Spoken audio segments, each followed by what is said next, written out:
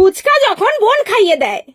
এ বোন, লা লা লা লা, আমাকে ফুচকাগুলো একটু খাইয়ে দে না, আমার লিখছি দেরি হয়ে যাবে। আচ্ছা আচ্ছা আচ্ছা, তুই চিন্তা করিস না, আমি তোকে খাইয়ে দিচ্ছি।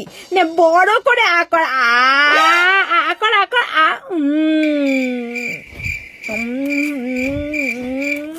তুই খা। না না না, আমি খাবো না, তুই খা। নে আবার আ কর, নে নে আ কর, আ কর, আ আ আ আ।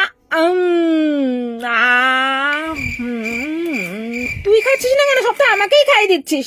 না না না না, আমি খাবো না, তুই খা এবার, যা। না না না, আমি খাবো না, আ কর, তুই আ কর তো, আ আ আ। ঠিক আছে, দে। আ।